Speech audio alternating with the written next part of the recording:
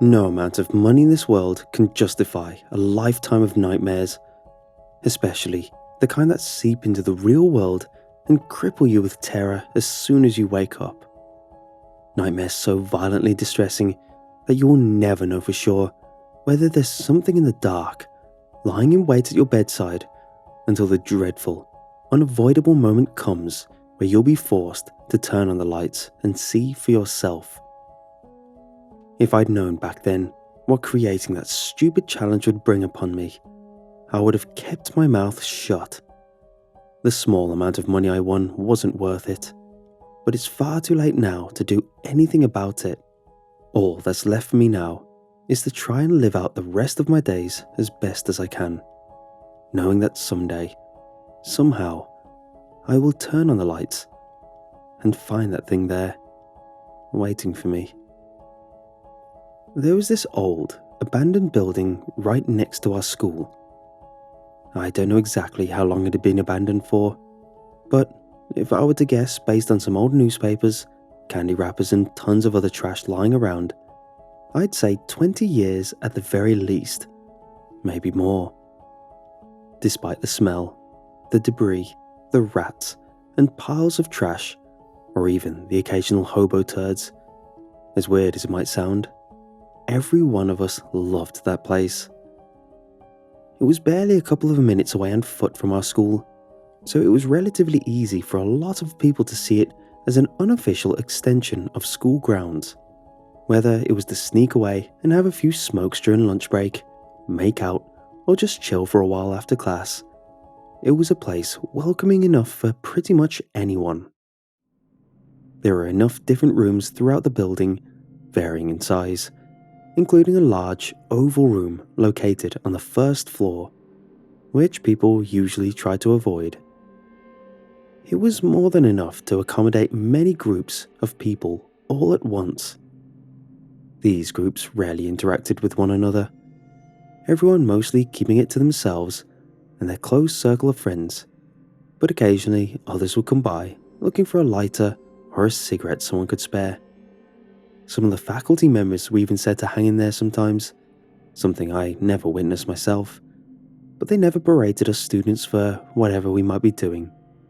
They'd let us be. I mean, sure, we weren't on school property or anything, but it wasn't just that. Our teachers were cool. In fact, every other year, there were talks going around about acquiring the old building and turning it into official school property. We weren't exactly fond of the idea, because we liked that place for what it was, and how it was. Nonetheless, it was nice seeing that adults cared for it as well to some degree. We never stayed too long after dark, because an abandoned building during night is a whole different thing than it is during the day. It would get dark in there fairly quickly, and you could also feel the overall vibe shift almost instantly as people started feeling cold and somewhat uneasy. We never encountered any trouble there of any kind, but then again, we were also smart enough to not take our chances and overstay our welcome past a certain hour. That was until our last year of high school, when we came up with a survival horror kind of challenge one afternoon.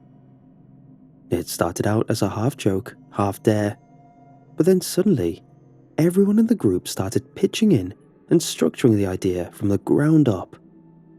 At the time, I was somewhat proud of myself for being the main driving force that made the whole thing actually happen. We decided on a $10 entrance fee for whoever wanted in, and we ended up pulling together quite the appealing cash prize. From the moment you paid your fee, that money was gone and would never be returned to you under any circumstances, unless, of course, you turned out to be the winner. But the monetary prize wasn't enough, and I knew from the get-go that without an official set of rules, the whole thing wasn't going to last, as people would start complaining and whining to get their money back at every chance they got.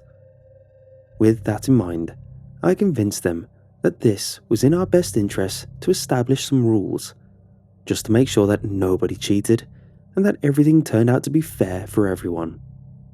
Copies of the rulings were handed out and signed by everyone who was to take part in the challenge, as a sign of promise that they would abide by the rules. Deep down, I also knew that I had a big chance of actually winning the challenge, which is why I insisted an awful lot on the issue to begin with. I wanted to have as much fun as everyone else, but I also realized how easy it was for me to make money out of it. As for the challenge itself, it was essentially a try not to get scared kind of thing, meant to take place inside that same abandoned building in the form of trials. Each trial always featured 2 players chosen at random, with their roles also being assigned randomly as to give everyone a fair chance.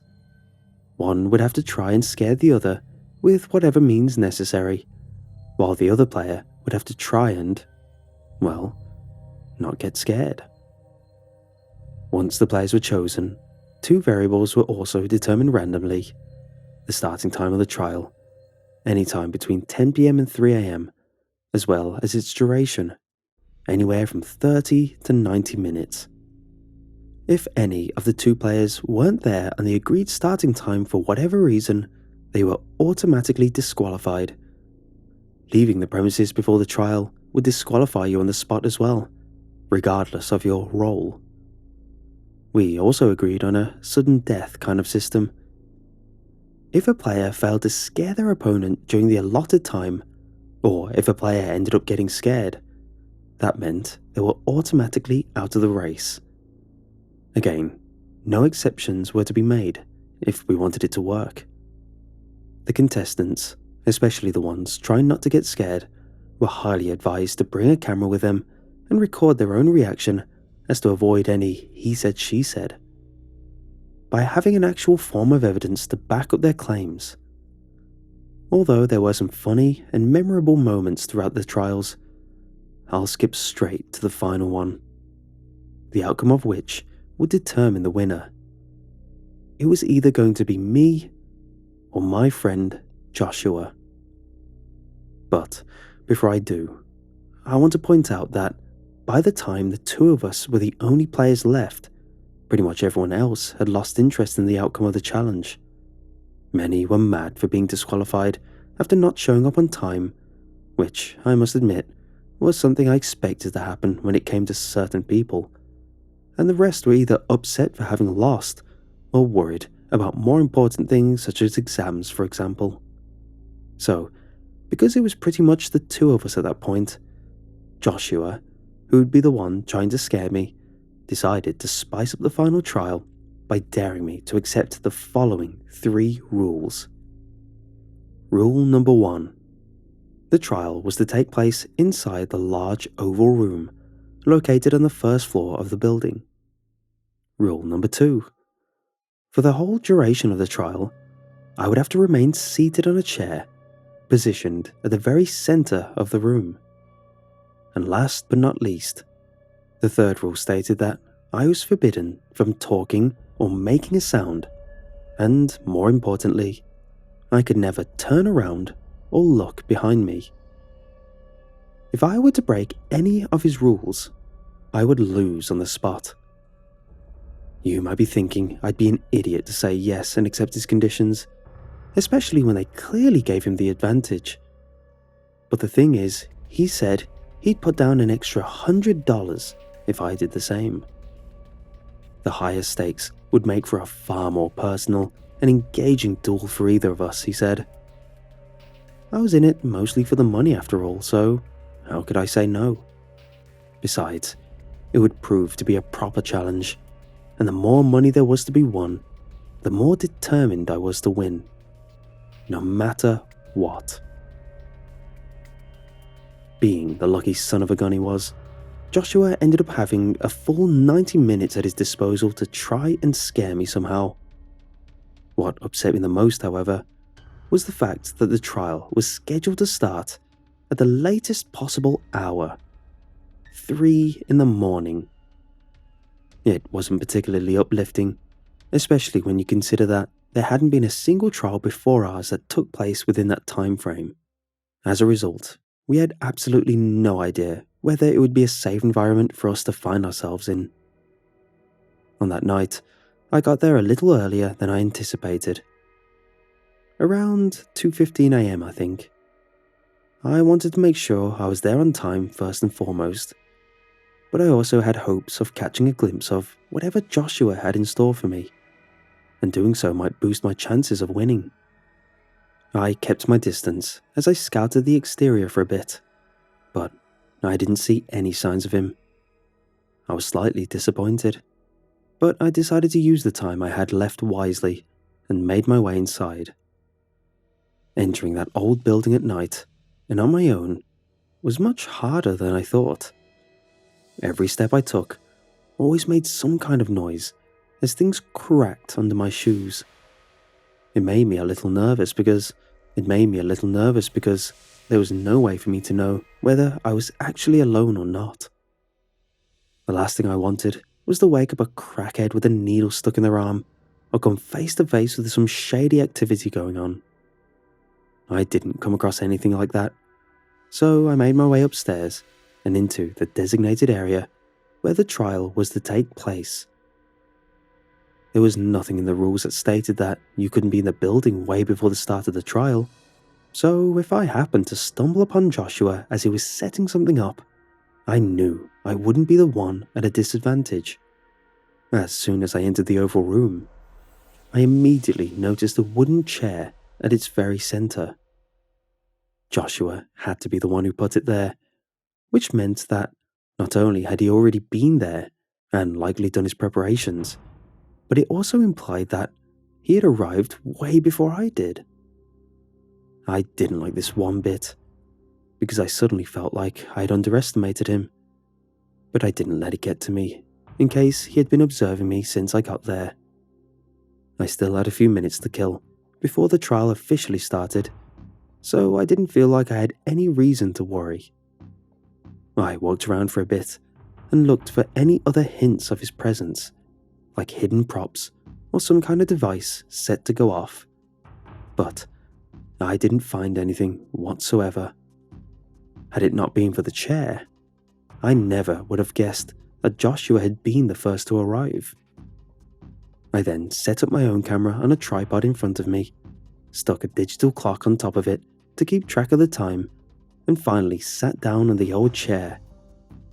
I was fully aware that I was to remain seated for the next hour and a half until 4:30 am, but I was counting on Joshua giving up before then. I thought about bringing a book or something to entertain myself with, but ultimately decided against it. I felt like if I wanted to have the best chances, I had to remain focused throughout the entire thing, and letting myself get distracted might be enough for my opponent to swoop in for the win. So, instead, I tried my best to blend in and become one with the room I was in. I already knew that Joshua was probably going to leave me be at first, maybe in the hopes that the wait and anticipation would make me anxious and more susceptible to his tactics. But he was wrong. The longer he waited to make his move, the more I got used to my surroundings, which made me feel like I had the advantage over him. On top of that, knowing that someone was trying to scare me was enough to dial my senses up to 11 as well. I was wide awake and ready for whatever he had in store for me, confident that it wouldn't be enough to overcome my resolve. There was also no way I wouldn't notice him walk into the room, since there was only one way in, and I could easily detect all kinds of sounds and any sudden changes around me. There were 3 windows on the far wall in front of me, which barely provided the room with some light coming from outside. But I couldn't imagine Joshua making his entrance through one of them. Not only would it be dangerous, but I would also instantly see him coming in if he did. And he would lose any element of surprise he might have going for him. And yet, there wasn't a single sign of Joshua, even after nearly half an hour had passed. I was doing my best to stay focused, But I knew I was starting to get bored, which wasn't a good sign if I wanted to be in my best shape. And, to be honest, I was also getting a little anxious as well. Being on your own in such a derelict place, so late at night and for such an extended period of time, just isn't natural. It's not something that normal people usually do. It wears you down. And that got me thinking. Was he purposefully taking his time? Maybe trying to lure me into a false sense of security? Perhaps even waiting until the very last minutes of the trial to try and get me somehow? I wouldn't have put it past him to bet on me going through that paranoid line of thinking. So I closed my eyes in an attempt to clear my thoughts. I listened carefully to every sound in the air around me before trying to picture where they were coming from. This little exercise ended up giving some much needed peace of mind. When he told me I couldn't look behind me no matter what, he effectively made me unable to look at half of the entire room. But he probably didn't count on the fact that my ears would greatly make up for it. The sound of something crashing somewhere on the first floor startled me at first, but then I found it rather amusing. Idiot, I thought, thinking that Joshua had just given out his position by tripping over himself in the dark. I straightened myself in my chair with a grin as I checked on the time once again. 3:46 a.m. Only 44 minutes left. I then heard the sound of his footsteps coming from down the hallway as he approached the room I was in. This wasn't surprising, considering the entire service floor of the building was littered with shards of glass, empty cans, gravel, and broken tiles, not to mention the odd piece of trash here and there left behind by squatters. It was straight up impossible to walk in there without making any sound, so it's no wonder that I heard him drawing closer every step of the way. He had no way of hiding his presence, but it also didn't seem like it was a concern for him. Maybe he was trying to play it cool and pretend that the crashing sound I heard had been intentional. Now that I knew he was finally coming out, I just had to prepare myself and not give in to whatever he had planned for me. The prize was as good as won, I thought. I just had to sit still and look straight into the camera in front of me, without making a peep or turning around, and that was it. That was all I had to do. The distinct sound of glass breaking under his feet indicated that he was now at the very entrance of the room, only a few dozen feet right behind me. He had stopped walking and stood there in silence, no doubt staring at me as I sat there with my back to him. He remained eerily quiet for a few minutes, and then, suddenly, without warning, he took off and started running. For a moment, I thought he might run straight towards me in an attempt to freak me out and make me jump out of my chair. But that's not what he did. He started running in a disturbing and erratic manner, but I never got to see it because it was all happening out of my sight, and I had agreed to the rules that stated I wouldn't turn around. I could only listen to the sounds of him crushing the trash under his feet and kicking dirt and dust in the air. He didn't appear to care for the ruckus he was making that echoed throughout the entire building, which made me feel quite uneasy, since it could attract plenty of unwanted attention. I then realized that there was more to that sense of unease that had been steadily growing in the pit of my stomach for a while. With me not actually being able to see anything, I had to rely on what I could hear, and from there, try and imagine what was really happening behind my back. Yet, the more I listened, the more anxious I got, until I finally figured out what was bothering me so much. The way he was moving and running. was way too fast. It's not that Joshua couldn't run, but there was something regarding the sound and speed of that strange skittering that didn't seem human to me in the least. No matter how hard I tried, it was impossible for me to imagine that an actual person was making that noise somewhere behind me. I then considered the possibility that a stray dog had wandered into the room. A dog that's chasing some rats, I thought. That would perhaps explain what was going on. Except that the more I thought about it, it really didn't. For one, this dog never appeared anywhere in my line of sight, which I found rather odd and suspicious. And besides its speed, there had been no other signs that this could in fact be a dog. No barking, no panting, no sniffing. Nothing, except for that constant skittering, kicking dirt and cans wherever it went. And by the sound of it, it was far too big to be a rat as well. I can't say I was much of an animal enthusiast, but for a minute or so, I really tried my best to think of what might have been in there with me. Maybe Joshua had brought with him some weird animal he was keeping on a leash. That would explain why it remained out of my sight. And yet, considering how erratic it seemed to be behaving, you'd expect the person in charge of it to voice some kind of command at some point. But that didn't happen either. The whole thing only got stranger the more I tried to make sense of it. What exactly was he doing? And how was he doing it? Was he trying to screw with me in a weird way? Not actually trying to scare me, but rather simply force me to turn my head and have a look. Whoever or whatever was in the room with me suddenly took off once more at full speed, heading straight towards me this time, until it abruptly stopped right behind my chair, somehow being careful enough to not even touch it, regardless of its absurd velocity.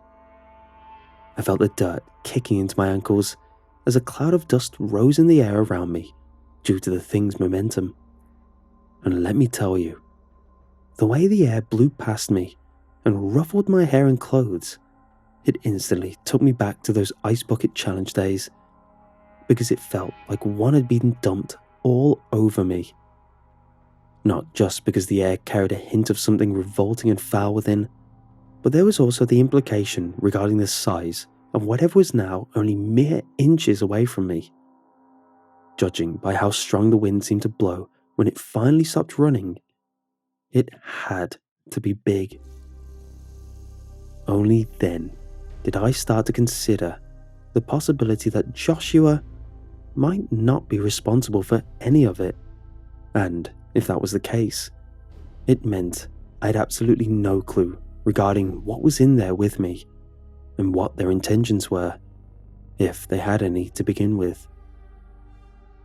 I thought about looking, which was a natural response to have when faced with the unknown, but this unmistakable gut feeling, the kind that's impossible to shrug off, helped me fight back the urge. My brain, on the other hand, was trying to come up with an explanation for what was happening, in a subconscious effort to disprove my growing worries. What if it was Joshua after all? What if it was nothing but a magnificent trick, expertly put together with all kinds of props I'd somehow missed on my way in? I was so convinced that I was going to win, that my own arrogance might have blinded me to that extent. Maybe Joshua was really putting on a Wizard of Oz kind of show, pulling the strings as he laughed from somewhere behind the scenes. And if that was the case, if there was even a small possibility of that being the actual truth, then I just had to be a trooper and endure it. There was no way I would lose to him, especially not against some cheap parlor tricks. I refused losing in such a disgraceful way. I felt like my whole body and brain were on fire, considering how much thinking I was doing, going over and over countless scenarios as I tried to figure out what was going on. I could tell I was getting all sweaty from it, and being in an empty, abandoned building in the early hours of the morning certainly didn't help, as the cold air kept giving me chills every now and then. But after a few minutes of feeling unusually warm and then very cold right afterwards, I realized what was actually happening. And if I wasn't already doing my absolute best not to move, this sudden realization definitely had me petrified. Something was blowing warm, moist air on the back of my neck. That was the source of the warmth I'd been feeling for a while, followed by chills as my skin then immediately readjusted to the cold temperature of the room. I was overcome with a sudden urge to look behind me, but I also had this ominous feeling that I would be committing a terrible mistake if I did. And of course, thoughts of actually breaking the rules and losing to Joshua kept picking away at my brain as well. In hindsight, that internal struggle was without a doubt instrumental in keeping me alive, as it prevented me from doing anything rash. Around 4:02 a.m, the warm air began to increase, not only in intensity, but in quantity as well. It was no longer blowing on just the base of my skull or my hair. I could feel it now, warming up my entire body, which was a very distressing sensation, seeing as I still didn't know where it was coming from. A profoundly rotten stench also came along with it, which I'd caught merely a whiff of a few minutes earlier. No words can describe how vile and wrong that air smelled like. Even to this day, I've yet to encounter anything horrible and disgusting enough to compare to it. I only remember my immediate reaction to it and how it made me feel. It wasn't just extremely nauseating, but it was also very wrong on so many levels to be in its presence and breathing it in, almost as if I was committing an unspeakable crime simply by being there and becoming aware of it. It made me feel like I was in the presence of something that shouldn't be there, something that wasn't meant to be looked upon or even acknowledged in any way. It was impossible to imagine what sort of thing could be responsible for that otherworldly stench, and I feared I'd lose my mind in the pointless attempt to picture it in my head. But that vile air only gave further credibility to the reality I'd been trying to avoid. That there definitely had to be a mouth of some kind right behind me. And for it to be able to blow that amount of air in any single increment over such a wide angle, it couldn't just be any mouth. It had to be an impossibly large one. I didn't want to believe it. The idea that there was a giant mouth behind my back was ridiculous. I truly, desperately wanted to turn around and be proven wrong upon realizing the reasonable explanation for the source of it all. I only had to turn my head a little and to the side and finally see it with my own eyes. And yet, I did not look. Because, as much as the whole thing was starting to get to me, the very deliberate act of looking behind me would mean I was willingly giving up, and I wasn't ready to accept that. Even when nearly everything about what was going on made it abundantly clear that something truly sinister was afoot, and that I had absolutely no connection whatsoever to Joshua or the challenge, I still wanted to believe that was wrong. I had to believe that Joshua was behind everything, and that it was all going according to his plan. Otherwise, I would be forced to accept the terrifying reality where I was sharing the space with something both unexplainable and unnatural. And then, almost as if to intentionally confirm my worst suspicions, I heard a sound coming from right behind me. It sounded so close to me that I even felt its vibrations bounce off the back of my neck which sent a terrible chill down my spine. It was a soft, dry clack, the sound your teeth make when you close your mouth with nothing in it, as if you were biting or chewing the air. And yet, despite it being clearly the sound of teeth knocking against each other, I still couldn't imagine a person or any kind of animal being responsible for it, almost as if there was nothing but teeth behind me. It kept repeating itself every few seconds. Although I didn't hear or make out anything else, there was something about that regular, almost playful clacking of teeth that seemed to be telling me, I want to sink my teeth into your flesh.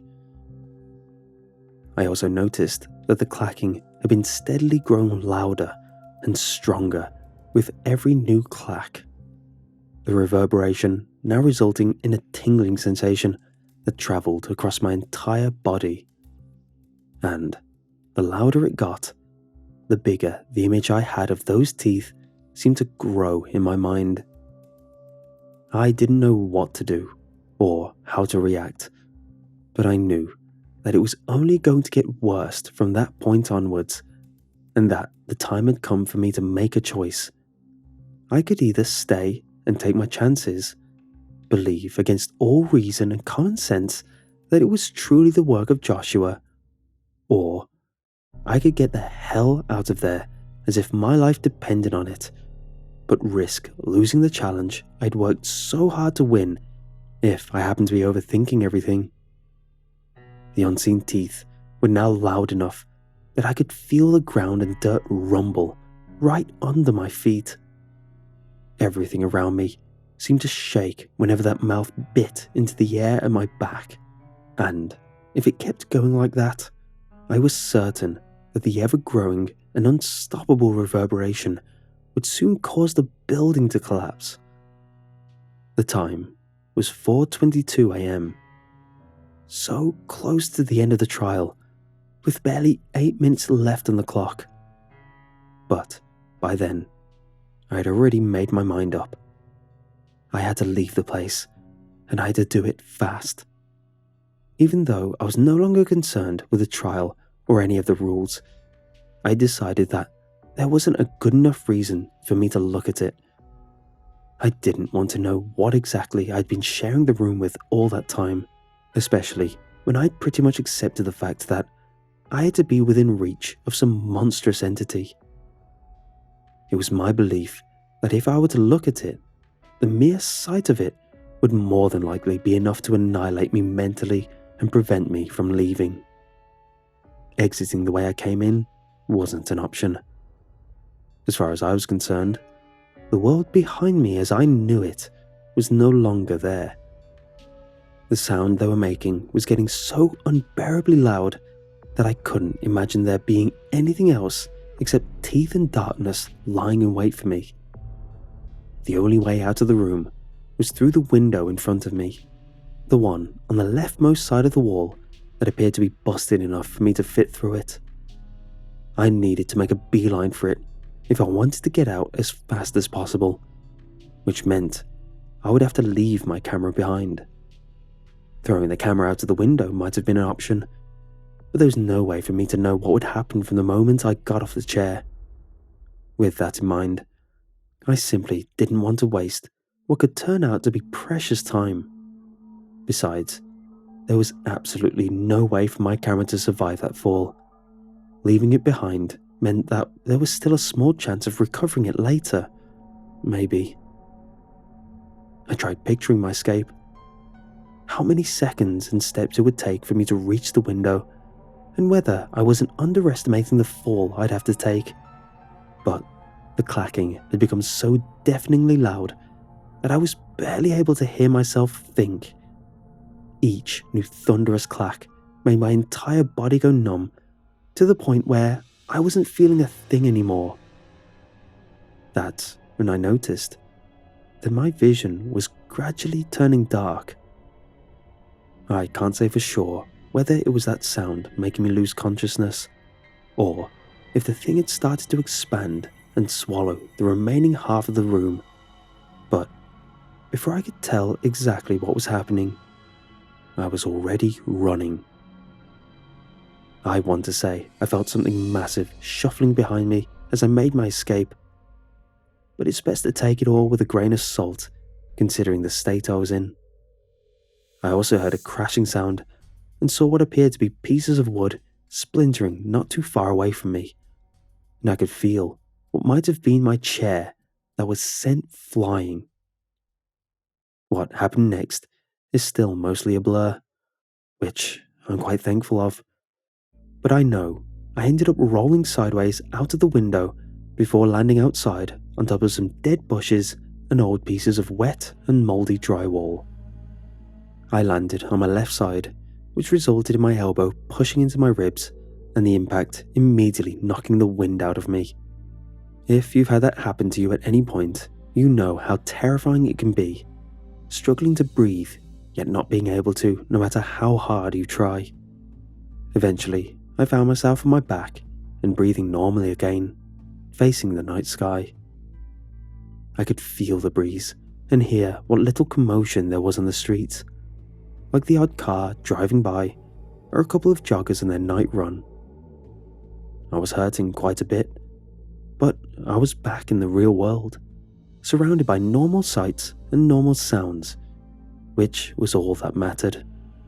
As I lay there and realized I had just jumped out of a window, I started laughing at myself, feeling like a complete idiot. I took out my phone. 4:28 a.m. I had lost the challenge, I thought, and in my humiliating defeat, I decided to stay put and wait for Joshua to come out and claim his victory. But he never showed up.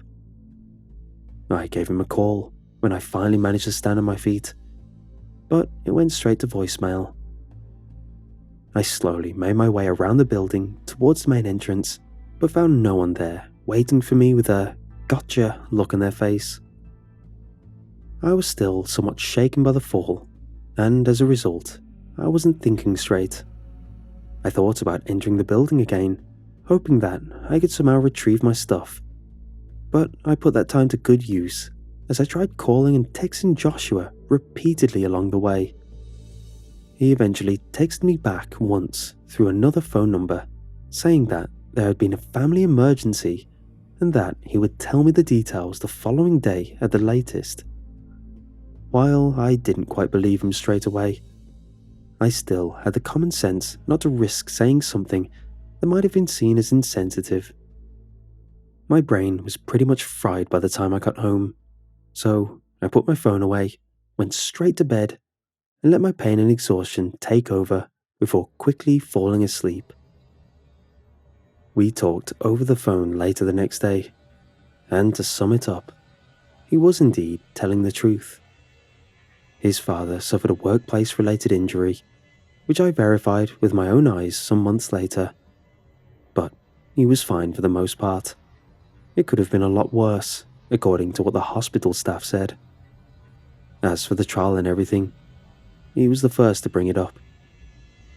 "It sucks, but screw it. Rules are rules. Money is yours. You deserve it," he said. I could tell by his tone that he was being genuine, but I also detected a faint little hint of regret and disappointment, likely for not having an actual shot at winning. Either way, it was over now, and he no longer cared for it, which was understandable considering what he and his family had just been put through.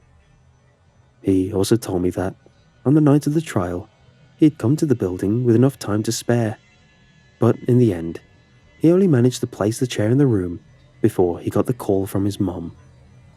He then went straight back to his car and hit the road, with nothing but his father's health and safety on his mind.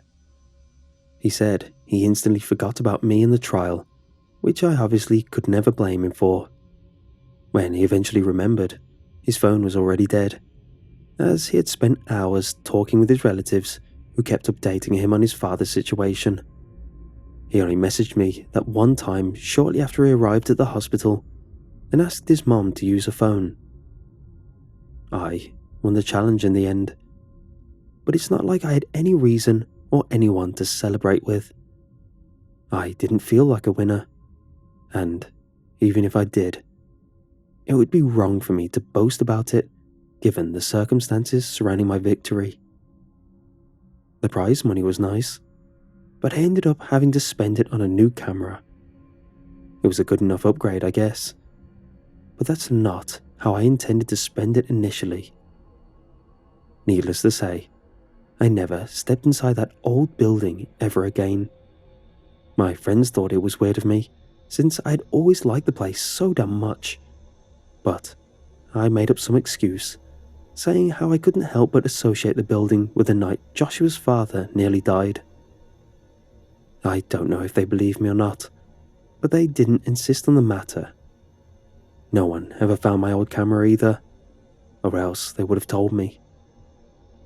As far as Joshua is concerned, because nobody else cared anymore by that point, he thinks I sat there on the night of the trial like an idiot for nearly 2 hours before heading home. I never bothered to tell him or anyone else what I think happened to me. It wasn't worth the trouble, and to be honest, I just wanted to forget everything about that night and pretend it never happened. Perhaps I'd simply imagined the entire ordeal with my overly active imagination. And for a while, the lies I told myself were enough to make me forget the incident. And then one day, the nightmares began.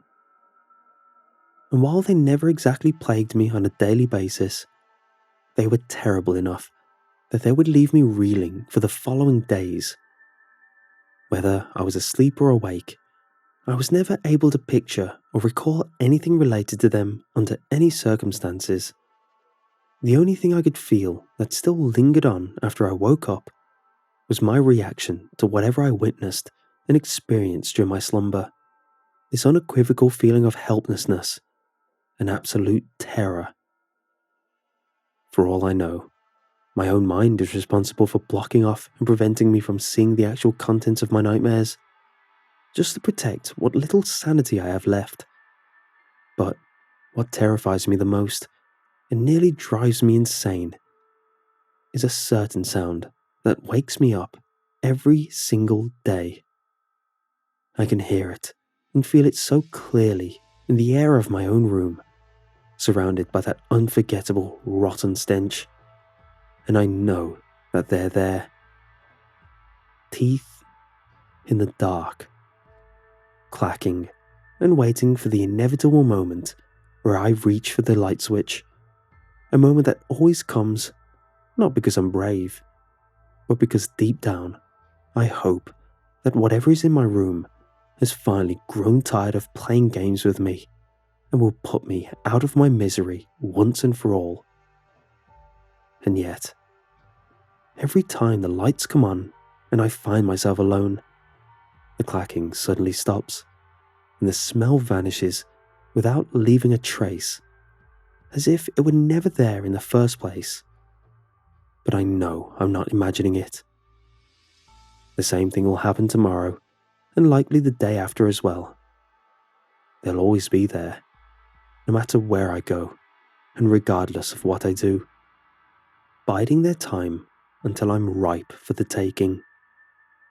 And when that day comes, I will turn on the lights and find it there, as it finally reveals its true and impossible form to me, because the sight of it destroys my mind, or its teeth tear me apart. Whichever comes first, I will kneel to it and welcome the end that is sure to follow. Only then will I find peace.